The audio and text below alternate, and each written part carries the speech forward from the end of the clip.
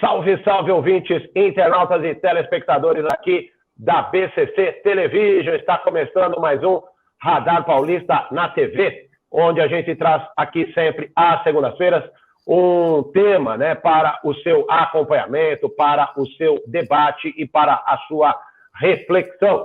Nesta segunda-feira vamos falar da guerra entre Rússia e Ucrânia, guerra que tem mexido com as opiniões, os sentimentos do mundo todo.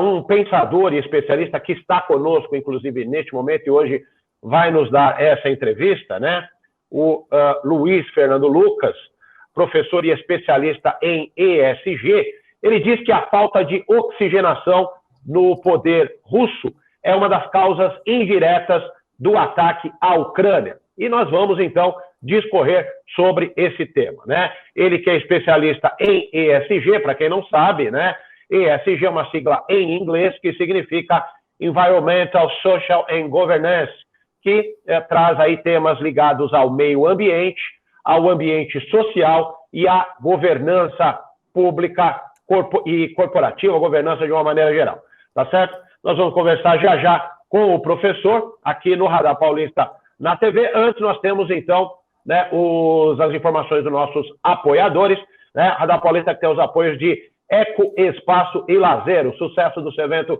com área verde e amplas instalações. Você agenda aquela festa maravilhosa no Eco Espaço e Lazer. Você obtém mais informações no facebook.com/Eco Espaço e Lazer, tudo junto. Temos também o apoio do Ateliê Comunicação, sua melhor comunicação com o mundo. Mais informações também no facebook.com/Ateliê Comunicação SP, tudo junto. E também a nossa BCC Television, onde você produz, divulga seu vídeo, seu negócio, faz a sua reportagem, cria o seu programa institucional dentro da grade de programação da BCC. É só entrar em contato aqui com a nossa equipe super profissional, a Lúcia, o Verão, o Márcio, o Bernardo e a Betânia, É só acessar www.bcctelevision.com e fazer o seu contato com a gente, tá certo? Bom, dados os recados, vamos então conversar aqui com o professor e especialista em ESG, professor Luiz Fernando Lucas, para falarmos justamente sobre o tema da guerra e da invasão da Rússia à Ucrânia. Então, agradeço aqui a participação, a presença e convido para participar conosco aqui dentro do nosso aplicativo. Muito boa tarde, muito boa noite, porque o programa também entra à noite pela Rádio Trianon, e agradeço aqui a sua participação, professor. Eu que agradeço, Renato, a todos que estão nos ouvindo e assistindo. Essa oportunidade, uma honra para mim, poder falar de assuntos importantes do nosso dia a dia e de que possam tocar as pessoas para que a gente busque soluções melhoras e evolução. Sem dúvida. Bom, e como eu mencionei, agradeço demais também, temos a honra de contar aqui com as suas observações sobre este tema, professor Fernando. Essa questão da invasão da Rússia à Ucrânia. Como o senhor viu, o senhor que eu mencionei aqui, justamente essa questão da falta, vamos dizer assim, de uma oxigenação no poder, inclusive palavras suas, de acordo com o material que o senhor divulgou para a imprensa, e de um ambiente democrático mais favorável na Rússia, esse seria uma das principais razões que levaram e que motivaram a invasão da Rússia à Ucrânia? Olha, sim, vamos fazer uma avaliação, e essa avaliação pode ser feita um paralelo, inclusive com o Brasil, que está mais tangível para todos nós. Nós temos na Rússia um governo que, teoricamente, uma democracia, uma república, porém que vem se perpetuando no poder de uma maneira não muito democrática, mesmo alterando leis. Todo mundo sabe que a Rússia tem problemas claros de uma liderança legítima. Então, quando a gente vê que a Rússia tem alto grau de corrupção e uma baixíssima oxigenação do poder, ou seja, não há renovação democrática do poder, esse conjunto de coisas, ou seja, a reeleição no Brasil, por exemplo, e a corrupção que a gente tem aqui, que é paralelo à Rússia, faz com que, normalmente, os líderes, ao invés de resolverem, solucionarem os problemas, eles acabam vivendo dos problemas. Então, muito se diz que a Rússia, o discurso da Rússia de invadir a Ucrânia por conta de defender que a OTAN não chegue mais perto da Rússia, do seu risco de militar, pouco tem sido aceito pelo mundo. Porque o que mais se tem visto é uma imposição de poder e de uma liderança pela imposição e muito menos pela liderança de fato exercida pela aceitação como um líder, e mostra um momento do Putin com uma baixíssima credibilidade e que tem os seus índices de aprovação mais baixos de todos desses quase 17 anos que ele está no poder. E aí, a gente nunca vai saber ao certo a motivação do Putin para fazer essa guerra nesse momento, mas não há muita discordância que neste momento, né, em plena evolução da sociedade, da era do conhecimento, da era da informação, onde o mundo globalizado, conectado, numa busca cada vez mais por evolução, seja da tecnologia, seja da consciência, a gente se enfrentar ou encarar uma guerra. Ninguém mais estava esperando por isso. Então, veja, Renato, eu sou autor de um livro chamado A Era da Integridade, né, do humano consciente nas empresas, na sociedade e no indivíduo. A gente vê, paradoxalmente, as pessoas cada vez mais preocupadas com o coletivo, com o social, com o ambiental, né, com o aquecimento global, com a governança global. Então, quando a gente fala de uma liderança não legítima, que se mantém no poder de várias formas, às vezes até não tão democraticamente, mas por eleições, corrupção, isso não é um exemplo de governança pública política. Não é assim que uma empresa, por exemplo, se sustenta e que vai ser amada ou dar lucros e resultados. Não é assim que um país se sustenta. Então, um país democrático precisa ter governança, precisa ter transparência, precisa ter valores. E o que a gente vê no Putin, a falta de transparência, a falta de valores, com valores mais fundamentais que a humanidade já entende como claro que é não matar, não invadir e tomar o que não é seu. Então, quando a gente vê uma cena de guerra transmitida pela televisão, pelas redes sociais ao vivo, e o sofrimento de pessoas inocentes morrendo, é óbvio que isso toca o coração das pessoas e que não importam as motivações ou qualquer análise sociopolítico-econômica que seja feita, nada justifica a guerra, porque isso é contra a vida. Então, eu quero fazer essa contribuição dizendo que o mundo está deixando claro que não esperava mais uma guerra nessa proporção. O mundo está deixando claro que não aceita mais uma guerra. E talvez essa seja a grande novidade. Porque o Putin mesmo já invadiu outros territórios, já tomou a Crimeia em 2014, já fez outras tantas guerras, foi ativo na guerra da Síria, mas olha que interessante, de repente, e eu atribuo talvez a própria evolução que a sociedade está passando, forçadamente até pela pandemia, e as pessoas, muitas buscando autoconhecimento, buscando aquilo que é importante para a sua vida, né? Nunca se pensou tanto em meditação, em autoconhecimento, e aí nas empresas o ESG, né? A valorização do social, do ambiental e da governança, o compliance, seguir as regras, nunca se teve um momento como esse na história. E aí, de repente, eclode uma guerra e a sociedade, a humanidade, os líderes dos países democráticos não aceitam e dão uma mensagem muito clara. Então, no mínimo, aqui nós temos um novo cenário que eu julgo como positivo, apesar da tristeza, da dor e da morte que uma guerra ocasiona e que gostaria que não tivesse acontecendo. O que eu julgo de positivo é que, até então, na história da humanidade, guerras eram aceitas, eram normais, eram entendidas como algo que faz parte, por mais triste que fosse. Então, a sociedade, eu entendo que agora nós temos um nível de consciência, um nível de maturidade e que está embasada nesses valores, na integridade, de que a gente não aceita mais. E por isso o mundo está reagindo dessa forma e o Putin não tem nenhuma justificativa que seja racionalmente aceitável. Uma das justificativas, né, do presidente russo foi de que a Ucrânia estaria querendo fazer parte da OTAN, que é o Tratado de Segurança, de Proteção, vamos dizer assim, uma aliança militar com o Ocidente, né? E isso deixaria, segundo, né, a segunda visão do presidente russo, deixaria ali o país vulnerável a essa aliança que tem uma força militar bastante considerável, né?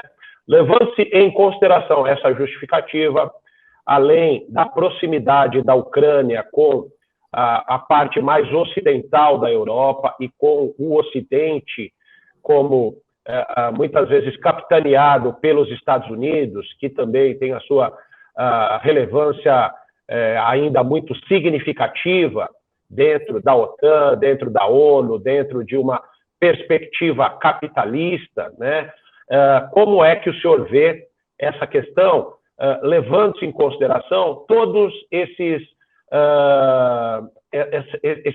pontos que o senhor colocou agora, na questão de que a Rússia seria um país quase que uma ditadura, apesar de termos lá eleições, aparentemente, né, entre aspas, democráticas, mas sabemos toda a questão da manipulação que envolve a Rússia. Quer dizer, é uma colcha de retalhos, mas, como o senhor mesmo disse também, o posicionamento do Ocidente foi de uma pressão contrária a essa guerra, inclusive trazendo algumas sanções econômicas à Rússia. Eu gostaria que o senhor trouxesse todo esse cenário para essa discussão, né?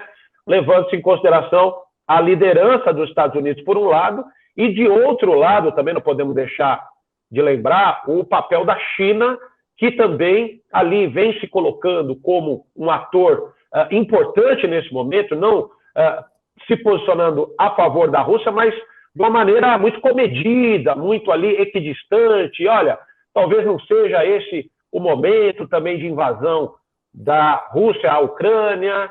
Quer dizer, como o senhor vê esses dois polos, né? Esquerda, a China considerada esquerda, a Rússia considerada esquerda, ainda dentro de uma configuração também capitalista, e do outro lado, a liderança dos Estados Unidos. Muito bem, eu vejo que, claramente a Rússia ela é uma autocracia, né? Uma ditadura autoproclamada ali com uma fingida ditadura. Isso é muito claro quando você vê a falta de liberdade, né? Liberdade da imprensa, liberdade do cidadão, e, enfim, é notório isso. Agora, meu pai sempre usou uma expressão quando era criança, né? Com os irmãos em casa que sempre brigam. O pai usava uma expressão que é: quando um não quer, dois não brigam. Eu acho que toda guerra poderia e deveria ser evitada pela diplomacia.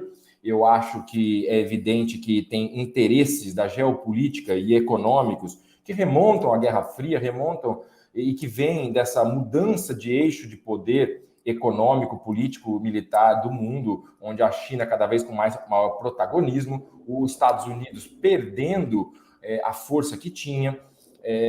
Porém, acho que tem responsabilidade, sim, dos Estados Unidos, da OTAN, nessa provocação, nesses movimentos que chegamos até aqui. Acho que não dá para isentar a responsabilidade, porém, na minha ótica, nada justifica dar o primeiro tiro, invadir um país, porque a Rússia está fazendo isso não para se defender, né? Ela está fazendo isso como profilaxia preventiva, atacando e invadindo um território alheio, matando as pessoas. Então, eu acho que qualquer justificativa e legitimidade que a Rússia ainda tinha para discutir esse ponto e exigir que tivesse menos belicismo, menos armamento, e até exigir que seus vizinhos, como a Ucrânia, não entrassem na OTAN, eram legítimos até o dia que ela resolveu invadir e dar o primeiro soco na cara. E aí ela perde qualquer legitimidade, perde qualquer capacidade de discutir. Ela passa a ser criminosa, passa a ser contra a vida. Então,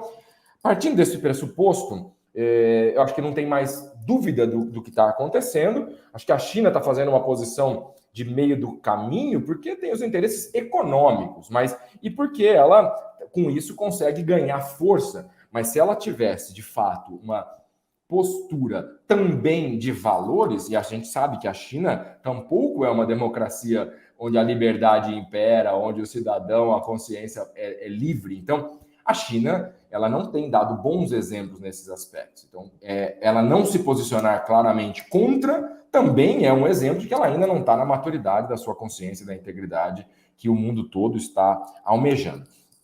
Dito isso, eu vejo que a polarização que a gente viu tão fortemente, principalmente para quem tem mais dos seus 40 anos, ainda assistiu da Guerra Fria entre União Soviética e Estados Unidos, ela tinha esmaecido, né, quase que desaparecido. As gerações mais novas, meus filhos não sabem muito bem o que é isso, e não tinha mais essa coisa do direita-esquerda, da polarização da Guerra Fria tão evidente. Porém, olha que interessante, a gente tem isso acontecendo dentro dos países democráticos. Direita e esquerda brigando nas eleições na França, nos Estados Unidos, no Brasil. Uma polarização enorme agora na pandemia entre a ciência e quem é contra, entre a vacina e quem é contra, entre a polarização dos interesses, a polarização das questões em relação à raça, sexo, preferência. As polarizações não só na política, mas a gente vê a polarização muito forte no mundo, quando a gente olha a maior crise que o mundo passa antes de pandemia, e durante e depois, antes da guerra e durante a guerra, continua a maior crise do mundo, a maior causa mortes do mundo, ainda não é a guerra e não é a pandemia, mas é a saúde mental, a doença da ansiedade e da depressão, que deixa o ser humano lá preso ao passado e preso ao futuro, que não deixa de ser uma polarização. Então, a guerra da Ucrânia e da Rússia, ela só traz à tona essa falta de consciência, falta de integridade da humanidade em vários aspectos dessa polaridade. Quando exercida por um líder autocrático, sem consciência e sem valores, o que o Putin está demonstrando, ela se transforma numa carnificina, se transforma numa imoralidade que é qualquer guerra.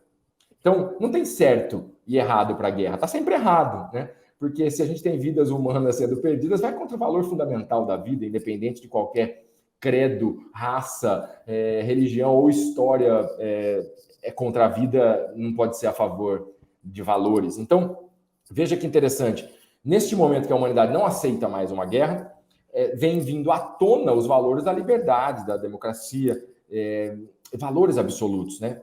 Virtudes, e quando você vê um líder como o Putin utilizando da guerra e de atirar contra o inimigo, invadir propriedade, terras alheias, e do outro lado você vê nascer uma liderança mais consciente. Você vê um presidente da Ucrânia, o Zelensky, que era um mero desconhecido, que ainda era questionada a sua liderança por ele ser oriundo outsider, né? Ele não era político e se elegeu a primeira eleição a presidente da República e pior do que isso, ou melhor do que isso na história, ele era um comediante que fez um programa de TV onde ele encenava ser um presidente numa comédia.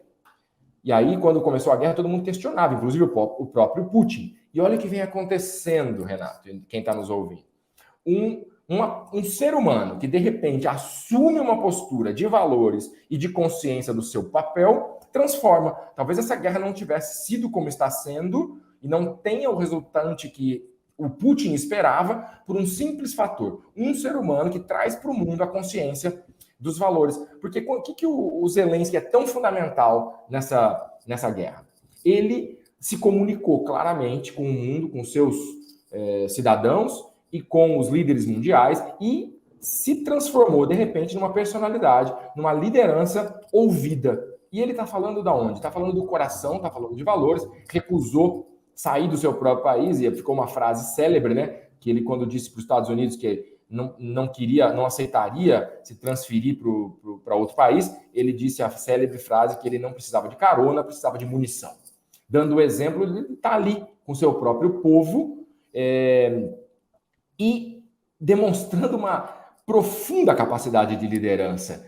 E quais são os valores que eu vejo nisso? Ele está sendo transparente na sua comunicação, ele está sendo compassivo na compaixão do seu povo, liderando pelo exemplo, dando mensagens claras e pautando respeito, liberdade, a vida, valores fundamentais que estão sendo claramente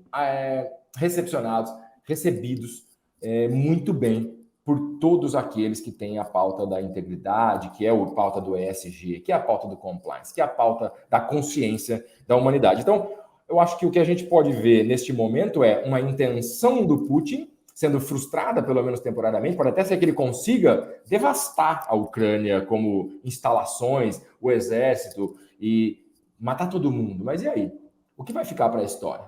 Um crime de guerra, uma devastação e morte, mais um holocausto, um genocídio? E o que está ficando? Já ficou para a história.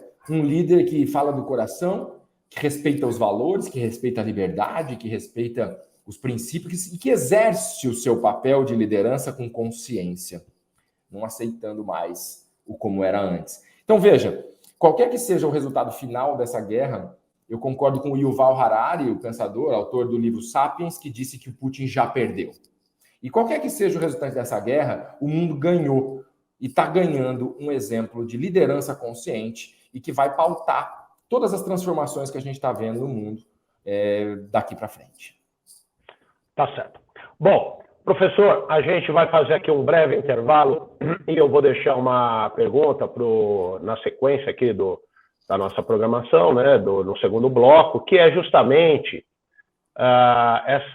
esse posicionamento, inclusive, do presidente russo, já que nós estamos falando de integridade, né, de transparência, em que o presidente, justamente o próprio presidente, persegue os seus cidadãos quando eles se posicionam contra a guerra, que foi o que aconteceu logo que a guerra foi instalada, né, na Ucrânia, e que uma grande parte da população russa tentou se posicionar contra aquela situação e que o presidente Putin, então, inclusive chegou a mandar prender, né, russos por essas manifestações, né? Então, a minha pergunta vai nesse sentido, quer dizer, até que ponto o Ocidente e as partes que são contrárias à guerra podem se posicionar contra a soberania de um país que exerce essa usurpação, vamos dizer assim, de direitos, não só dos seus cidadãos, mas inclusive da própria Ucrânia, quando mata civis, quando destrói carros de pessoas, de ucranianos que trafegam livremente pelas ruas de seu país. E dentro disso, se o senhor vê uma possibilidade de uma terceira guerra mundial em razão dessas atrocidades sendo cometidas. São esses os questionamentos que nós vamos trazer na sequência aqui do Radar Paulista na TV. Eu peço aí a sua atenção, você, internauta, telespectador, ouvinte, para seguir aqui com a gente no Radar Paulista na TV. Até já!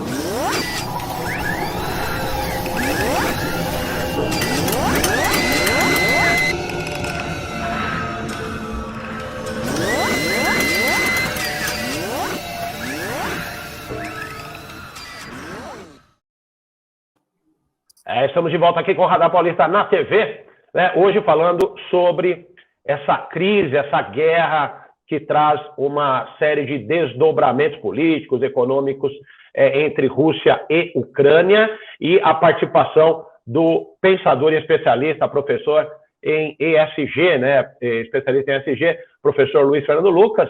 E lembrando também que o programa entra também ao ar pela Rádio Trianon, né? Nós estamos todos os dias na Rádio Trianon, Rádio Universal de Santos, 740 do AM em São Paulo, 810 do AM na Baixada Santista, portal www.radiotrianon.com.br, aplicativos de rádio, TuneIn, radios.com e também nas redes sociais, tá certo? E aqui também na BCC, lembrando que o programa depois fica na plataforma do YouTube. Bom, eu havia deixado aqui uma pergunta para o professor Luiz Fernando com relação aos desdobramentos da guerra, com relação aos abusos cometidos contra os cidadãos russos que eram contra e que se posicionam contra a guerra, contra os abusos cometidos contra civis na Ucrânia, e se o senhor vê a possibilidade de uma terceira guerra mundial, professor. Olha, tristemente, a gente está vivendo uma situação que ninguém imaginava passar por ela, né? Nós temos, como você bem disse, né, a Rússia usurpando o direito da sua própria população. Quando a gente vê manifestantes de rua que estão pedindo a paz serem reprimidas pelo seu próprio governo, quando a gente vê pessoas pedindo paz sendo presas, é um autoritarismo mais do que evidente, explícito. Por isso que não dá para dizer que a Rússia é um país democrático e nem republicano, mas tem um líder autoritário, autocrata. E isso é triste de se ver em pleno século que vivemos, né, na era da informação, do conhecimento. E eu ainda acredito que estamos nessa transição para a era da integridade, como é o título do meu livro, que se tornou um best-seller. Não é à toa que as pessoas estão querendo, estão acreditando nisso, em tantas ilhas de excelência no mundo, de coisas acontecendo que são do bem, belas, e que trazem consciência, melhora da qualidade de vida das pessoas, seja pela tecnologia, pela inovação, ou pela evolução da consciência, do direito, do respeito, e tudo isso embasado em valores. Quando a gente vê, então, manifestar neste mundo em que vivemos uma guerra na maneira antiga, eu vi alguém comentando esses dias, a gente tem uma guerra no estilo do século XIX, ainda acontecendo no século XXI, por um líder que está mais antigo do que isso ainda. E a gente está vendo tecnologias dessa guerra que já são do século 22. Então, a Terceira Guerra Mundial, se a gente pensar no envolvimento efetivo de bélico, explosão de nuclear, eu acho que ainda não estamos nesse eminente risco tão próximo, mas eu acho que a gente não está mais, infelizmente, onde não existia esse risco. É algo que a humanidade vai decidir. Eu vejo que os cidadãos da Rússia têm um papel fundamental nisso, porque nenhum líder tirano aguenta a pressão do seu próprio povo, por mais prisão, bala, todas as ditaduras que caíram são exemplos disso. Todos os reinados que foram, e os déspotas que foram degolados ao longo da história, nos contam essa mesma história. Ninguém se mantém no poder para sempre quando não está causando o bem para o seu próprio povo. Então, eu rogo que o cidadão da Rússia seja cada vez mais informado e tome coragem no seu volume de transformar a sua própria história para tirar dali a liderança de uma pessoa que, infelizmente, está pautada pela ausência de valores, pela ausência de consciência, que é o Putin. Porém, quando a gente vê essa possibilidade da Terceira Guerra, ela dá o quê? Um frio na barriga do medo da Guerra Fria, que tem o seu lado bom. Todo filósofo que se preza estuda a morte para poder saber como melhor viver a vida. Toda a busca do autoconhecimento, da autoobservação, desde Sócrates, que dizia, né, do templo de Delfos, lá de Apolo, conhece-te a ti mesmo, tudo mais lhe será revelado. Todos os filósofos que buscaram entender e compreender a morte, todo o medo da morte, que traz a compreensão da beleza da vida para se viver o melhor possível. Então, assim como a pandemia, que uma guerra traga a reflexão para cada um de nós. Até porque, Renato, se a gente, lógico que estamos tristes pela vida de cada um dos ucranianos que estão sofrendo, das mulheres, das crianças, e do impacto que isso traz na nossa alma, no nosso coração, para toda a humanidade. Mas como você deve ter visto um texto, né, que você mesmo citou no começo dessa entrevista, Nós estamos em guerra no Brasil. A Terceira Guerra Mundial no Brasil começou há décadas. Na primeira dia da guerra da Ucrânia, morreram 162 pessoas, se eu não me engano. No Brasil, morrem mais do que isso por dia, todos os dias, há 20 anos de violência. Mortes por assassinato são 40, 50 mil por ano no Brasil e melhoramos. Mortes violentas chegam a 60, 70 mil por ano. Eu garanto para você, eu quase que posso garantir, né, porque eu não sou nenhum futurólogo, não tenho o dom da premonição, mas eu quase que posso garantir que, terminada a guerra da Ucrânia, vai ter morrido menos gente do que morre no Brasil por ano de violência. Então, será que a gente precisa que ecloda uma guerra na Ucrânia, uma invasão do Putin, para refletirmos os nossos valores como sociedade? Nos Estados Unidos não tem morrido tanto por violência, apesar de muito alto, mas o que se morre de gente por depressão e ansiedade, por burnout, por suicídio, é outra guerra. Das pessoas que estão não insatisfeitas com a vida, sem entender o sentido da vida, oprimidas por não poderem exercer a sua essência. Então, veja que o que eu extraio para nós, para aprender com essa guerra é: será que a Terceira Guerra Mundial vai ser necessária para a evolução da espécie humana? Para a extinção da espécie humana?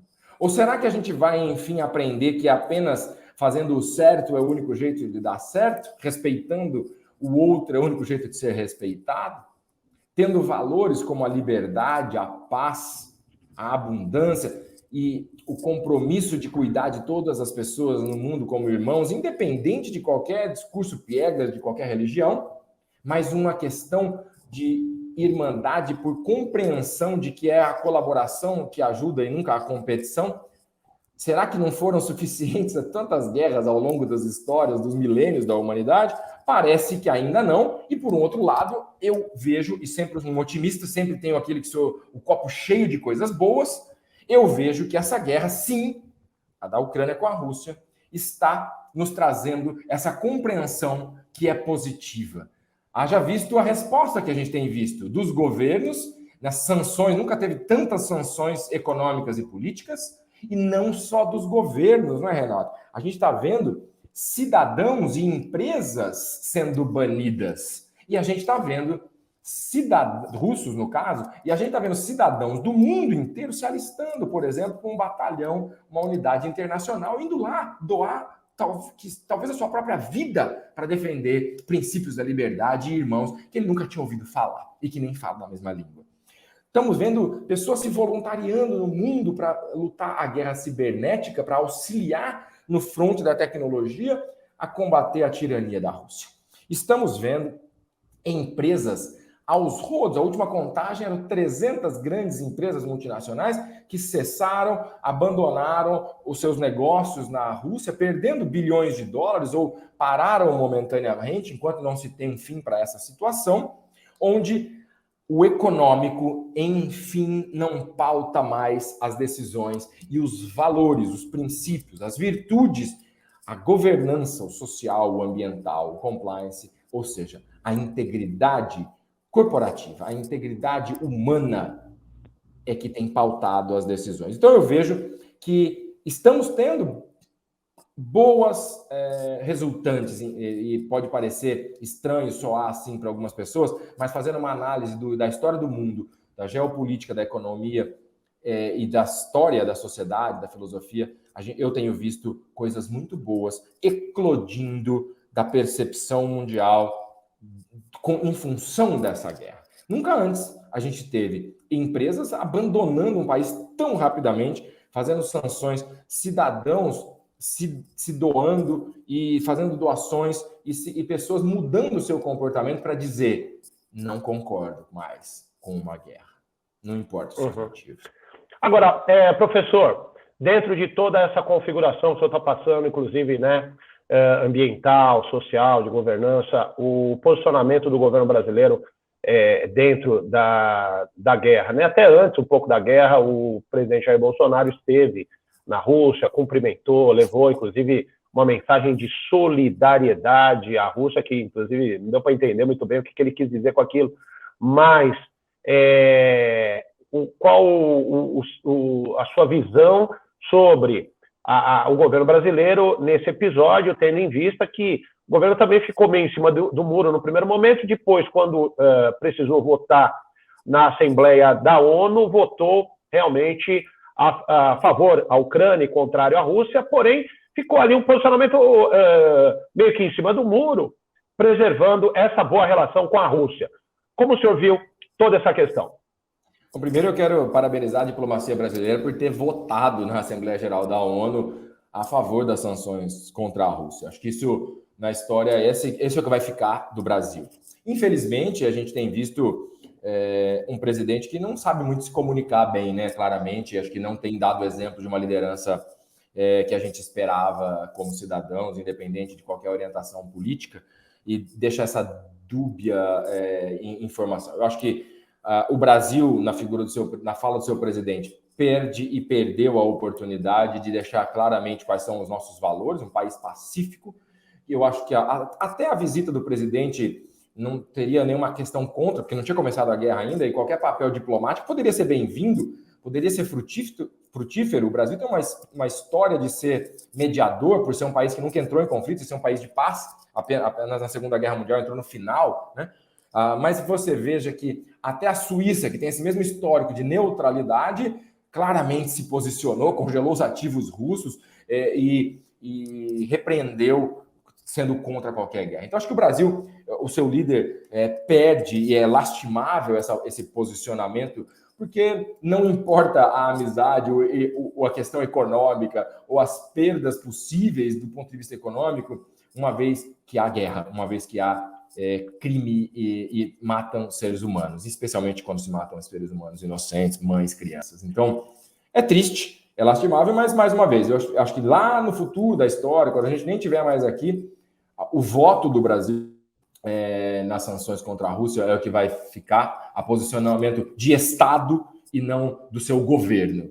Então, acho que, sendo uma maneira muito clara dessas diferenças, eu acho que a posição do Brasil como Estado, ela é uma posição correta, mas ainda assim precisamos deixar mais claro que ela é contra qualquer tipo de coisa que fogem aos valores que nós tanto pregamos e desejamos e merecemos. Então, acho que falta ainda um posicionamento tanto de Estado quanto de governo para fazer coro na questão das sanções e bloqueios, para que possa, se não acabar com a guerra, minar o máximo possível a continuidade de uma liderança autocrática e não de liberdade que existe na Rússia. Mas fazendo como eu fiz no início da minha fala, aquele contraponto, infelizmente o Brasil ainda tem dado mau exemplo, péssimo exemplo, na questão da corrupção, e eu atribuo a isso grande parte à reeleição. Nosso sistema político, quando alguém se elege, ao invés de resolver os problemas do seu mandato para o seu povo e criar questões que evitem que problemas surjam, não apenas resolver os existentes, a reeleição é um péssimo forma de você, ao invés de resolver os problemas da sociedade, do país, ter que ficar lidando com e tentando negociar e trabalhando para a reeleição. Eu sempre defendi o final da reeleição, e acho que essa é uma reflexão que vale fazer esse contraponto, porque normalmente governos que se perpetuam no poder ou a reeleição em qualquer mandato, ela não é tão eficaz e eficiente quanto o primeiro, em especial em países, em estados que têm problemas sérios de corrupção, como é o nosso, como é o da Rússia. Isso ocasiona um líder que invade um país e faz uma guerra, ocasiona no nosso país mortes, como eu já disse, tantas, mais do que a guerra, por violência, por fome e por tantos outros problemas que nós temos. Então, eu choro pelos ucranianos, dói meu coração, mas eu choro pelos brasileiros. Eu choro pelos brasileiros que morrem pela falta de emprego, pela falta de comida, e que morrem pela violência, pela falta de saúde do Estado, que o dinheiro desviado. Nos últimos 20 anos, eu não estou aqui falando de um ou de outro, de um lado ou de outro.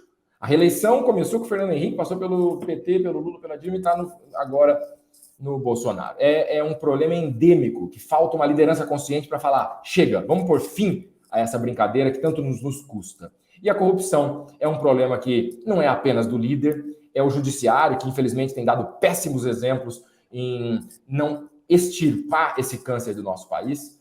é a liderança política eleita, mas é o cidadão que faz vista grossa, que vota em corruptos, que acha que tudo bem a gente viver num mundo onde há corrupção. Então, eu acho que essa reflexão, se há guerra, é porque falta consciência. Se há morte por violência, é porque falta consciência. Se há morte na saúde, por falta de saúde pública, é por corrupção, que é falta de consciência, que é falta de integridade. Então, os temas de ESG, de integridade, de consciência, eles permeiam cada um de nós, sejamos brasileiros, ucranianos, americanos, chineses ou russos, e a integridade e a consciência cabe a cada um de nós. Olhando de cima, não se vê fronteiras, não se vê bandeiras, não se vê diferença de línguas. Está na hora de, como disse John Lennon, a gente dar uma chance à paz. E dar uma chance à paz é acabar com a guerra na Ucrânia, acabar com a liderança autoritária de um Putin. É dar voz à liderança consciente como um Zelensky. É dar voz a cidadãos conscientes na sua sagrada cidadania. É valorizar a liberdade e menos o autoritarismo. É usar o empoderamento da cidadania e não o controle através do autoritarismo. É dar liberdade para o uso da informação pelo cidadão e não utilizar a informação, como disse o Yuval Harari, também num artigo no começo da pandemia, contra o seu cidadão. Então, eu faço votos de que a Terceira Guerra Mundial só fique nisso que nós estamos vendo, faço votos que a gente possa aprender como humanidade, e eu tenho para mim que isso só depende de cada um de nós. E que os líderes de plantão possam aprender com o exemplo do Zelensky para poder tomar suas próximas decisões e que isso sirva para acabar com essa guerra da Ucrânia o quanto antes, mas que isso não sirva para acabar com nossa indignação em olhar para isso tudo que está acontecendo, porque a gente já tinha motivo para estar assim há muito antes. Muito mais. Tá certo. Professor Luiz Fernando Lucas, infelizmente, nosso tempo está se esgotando. E para finalizar, gostaria que o senhor falasse, então, do seu livro, A Era da Integridade, Homo Conscious, a próxima evolução, onde que as pessoas podem encontrar o livro e dar dicas aqui para para que os nossos ouvintes, internautas e telespectadores possam adquirir a publicação. Muito obrigado pela oportunidade. O livro chama-se A Era da Integridade. É um livro que fala de autoconhecimento, que fala de filosofia, que fala de negócio, que fala de autoajuda. É um livro para cada um que quer ser um ser humano melhor, com exemplos da sociedade, em vários lugares do mundo onde isso já acontece, para exemplos de uma integridade corporativa para empresas, esse assunto do sistema de integridade, onde ESG, compliance fazem parte, e também para o ser humano, um caminho individual nessa jornada da integridade. Ele está disponível em todas as livrarias, pela internet, nas livrarias online. Ele virou um best-seller, saindo como um dos mais vendidos na revista Vejo, que eu sou muito honrado a todos aqueles que têm me prestigiado com isso, e acho que deve ter bom conteúdo lá, porque senão isso não tinha acontecido. E tem algum curso gratuito também, para quem quiser, no site da escoladaintegridade.com.br, tem alguns conteúdos gratuitos disponíveis para todos aqueles que, além do livro, quiserem saber um pouco mais sobre isso. Muito obrigado. Tá certo, professor. Agradeço demais. Aqui temos a honra de recebê-lo. E parabenizo também o senhor pelo trabalho, pelo livro, né? E pela sua luta aí, né? Como o senhor acabou de dizer, da integridade e da paz. Esperamos que realmente a paz seja alcançada no mundo, ainda que para isso acredito que tenhamos alguns capítulos ainda sangrentos pela frente. Mas vamos continuar acompanhando. Tá certo, professor? Até uma próxima oportunidade. E agradeço também a todos os nossos ouvintes, internautas e telespectadores que nos acompanharam até aqui, né? Lembrando que nós estamos todos os dias também na Rádio Trianon, das 18 às 19 horas, levando informação, prestação de serviços, utilidade pública e também atualizando as notícias da guerra nesse momento tão difícil dessa relação entre os países, né, torcendo para que, como disse o professor, não tenhamos uma terceira guerra mundial. Bom, uma ótima semana a todos e até semana que vem com mais um Radar Paulista na TV. Até lá, um grande abraço.